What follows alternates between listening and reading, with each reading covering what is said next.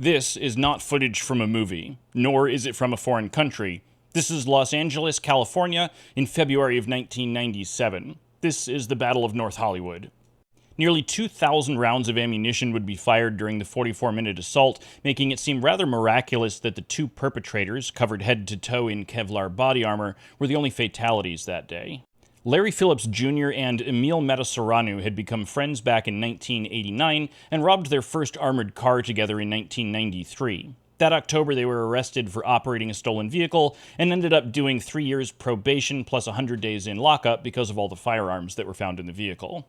In June of 1995, they hit another armored car, killing one driver and seriously wounding the other. In May of 96, they hit two different branches of Bank of America in the San Fernando Valley, netting approximately $1.5 million. After months of preparation, the two planned to hit another Bank of America, this time on Laurel Canyon Boulevard.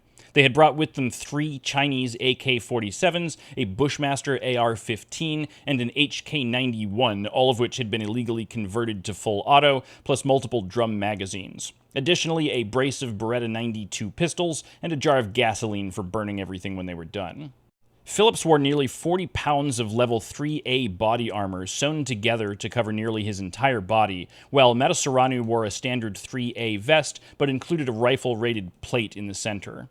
Level 3A is the same armor that the responding officers would be wearing, if they had any. 3A body armor is only designed to stop pistols and shotgun rounds, with a rifle like the AK-47 being able to walk through both sides without much concern.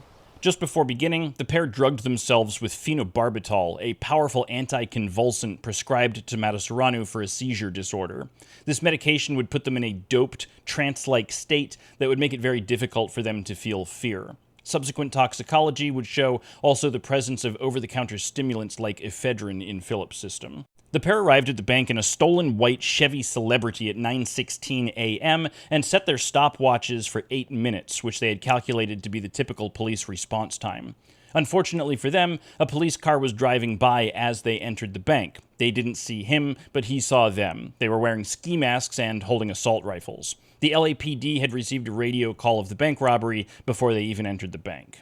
They entered the bank, yelled, "This is a stick-up," and started firing into the ceiling. The teller's box was protected by a door that was only bulletproof against handguns, so Matasareanu shot it open, giving himself access to the tellers and the vault.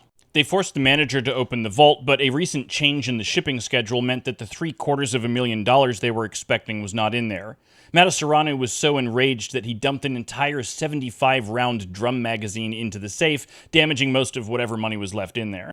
They then attempted to get into the ATM, but another recent policy change meant that the manager didn't have the key. The men left the bank with a little over $300,000 stuffed into their duffel bags, with the money quickly being rendered useless by explosive dye packs. The police outside had heard the firing and assumed defensive positions behind their vehicles on all 4 corners of the perimeter.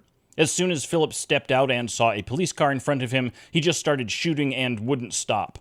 The barrage lasted for several minutes, wounding 3 officers, 2 detectives, and 3 civilians in the process, with the Kevlar vests that the police were wearing proving useless. One officer even claims that the rifles were shooting straight through the cinder block wall that he had chosen as cover.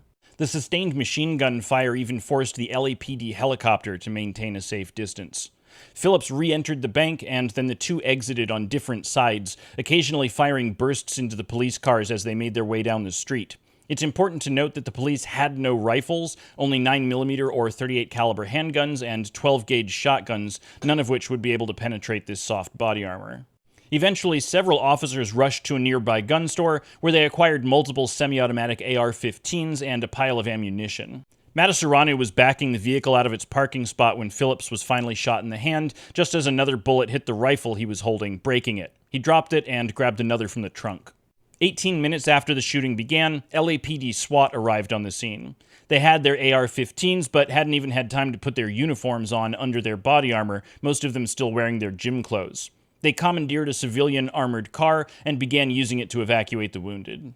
Still in the parking lot, Matasareanu received multiple superficial gunshot wounds, causing him to abandon his duffel bag full of money. Phillips pulled the even more powerful HK-91 from the trunk and walked alongside the slowly moving vehicle, providing heavy covering fire. Again, his rifle was hit by police bullets, and again he dropped it and picked up one of the discarded AKs. At 9:52, Phillips took cover behind a semi-truck and continued keeping the police pinned down until his AK jammed. It looks like a regular stovepipe, but with his wounded hand, he was unable to clear it, so he dropped the rifle and picked up his Beretta, which he began firing one-handed. He was then shot in the other hand, causing him to drop his pistol. When he picked it back up, it discharged into the underside of his chin, just as another police bullet severed his spine. He was dead before he hit the ground. By 9:56 a.m., Matasarenu's car had been disabled. He attempted to hijack a pickup truck, moving all of his equipment to it after the driver fled, only to discover that the driver had taken the keys with him. With news helicopters overhead, 2 SWAT cruisers rushed to surround the vehicles. Matasareanu took cover and began a nearly uninterrupted 2.5-minute barrage of the SWAT team positions, with the plate on his chest stopping a double tap from one of the SWAT officers. Eventually, SWAT officer Anderson fired under the vehicles, hitting the gunman in his unprotected legs. After losing a certain amount of blood, Matasareanu put up his hands. Even though he had surrendered, he was still issuing threats and wouldn't stop moving, so an ambulance was never allowed to approach. He died 70 minutes later, an autopsy showing 29 bullet wounds in his legs. Nearly the entire incident was broadcast live by news helicopters. Over 300 officers had responded from across the city, with the perpetrators discharging 1,100 rounds and the police about 700. For the perps, that was 1 bullet every 2.4 seconds for 44 minutes. In all, 12 officers and 8 civilians were wounded, with the robbers being the only fatalities.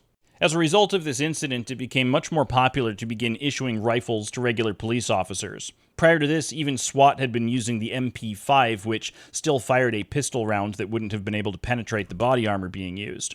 A few months later, the Department of Defense gave the LAPD 600 surplus M16 rifles.